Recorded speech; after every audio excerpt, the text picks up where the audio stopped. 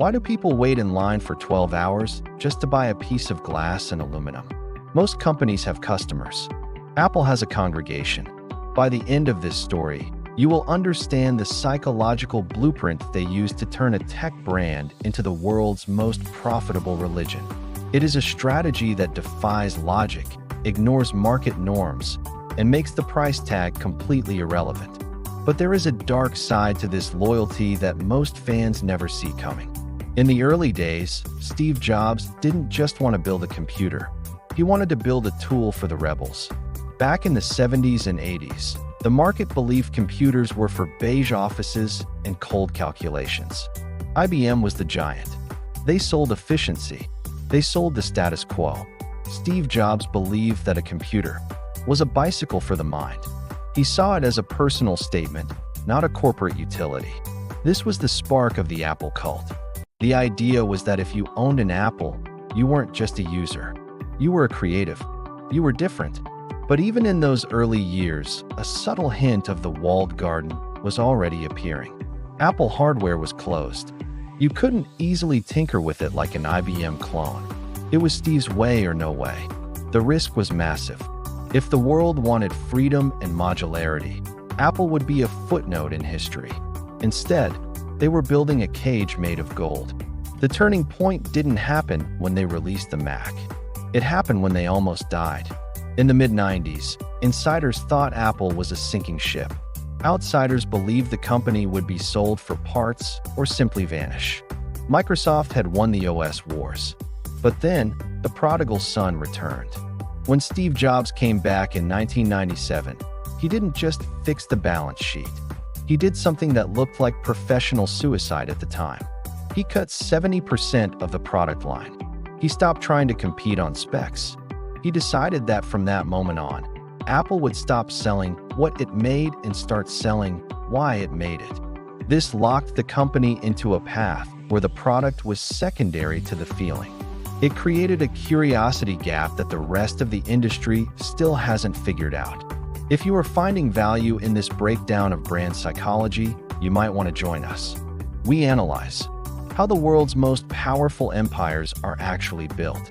Hit the subscribe button and join a community that looks beneath the surface of the business world.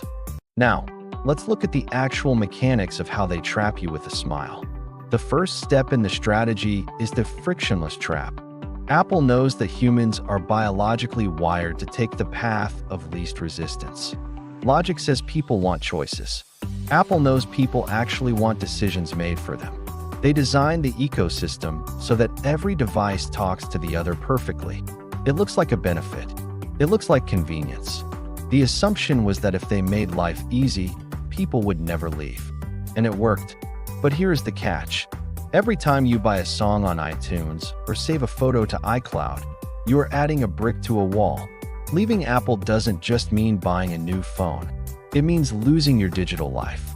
This is the sunk cost strategy. The more you use it, the harder it is to quit. But there's a second layer to this. It's called the premium barrier. Apple prices their products just high enough to be painful, but low enough to be reachable. Why? Because we value what we pay for. If an iPhone cost $50, the magic would vanish instantly.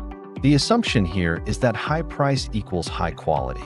In reality, the high price creates a social signal. It tells the world you have made it. It's not a phone, it's a membership badge. But as the walls of the garden grew higher, something began to shift in the numbers. If you look at Apple's growth, the numbers are staggering. But for years, the growth wasn't coming from new people. It was coming from the same people buying more things. Investors saw the revenue climbing and cheered. But hidden beneath those profits was a dangerous reality. The hardware market was saturating. Everyone who wanted a smartphone already had one.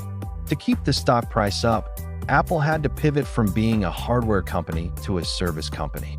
They had to start charging you for storage, for music, and for news. They turned their fans into a recurring subscription line. The tension began to build between keeping the fans happy and squeezing them for every cent of lifetime value. The scale was massive, but was it sustainable? Then came the moment where the belief started to crack for the experts.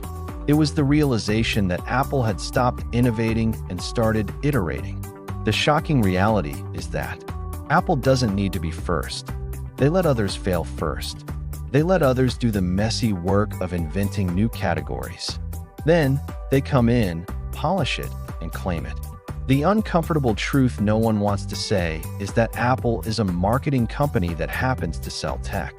They have mastered the art of controlled obsolescence, not just through batteries, but through culture. They make the phone you bought last year feel old just by changing the color of the new one. It's a psychological masterstroke that plays on our fear of being left behind. Think about it. Would you still buy an iPhone if no one else in the world knew you had one? Be honest. Drop a comment below. Is Apple a tech innovator or just a world-class marketing machine?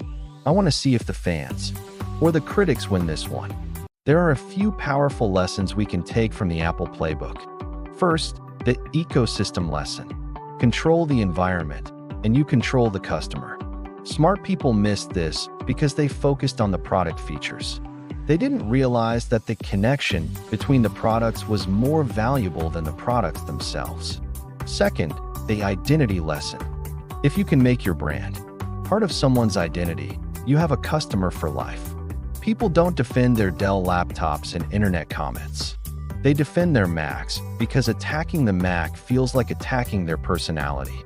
Third, the simplicity lesson. In a world of infinite choice, the company that offers the best default wins. Apple doesn't give you 1,000 options. They give you one or two, and they tell you they are the best. These ideas apply far beyond just tech. They apply to any business that wants to move from a commodity to a cult. But remember, the higher the pedestal, the harder the fall if the trust is ever broken. If you enjoy deep dives into the stories behind the world's biggest brands, you might want to stick around. There are many more breakdowns like this on the way. Hit the notification bell so you don't miss the next one. What company should we deconstruct next?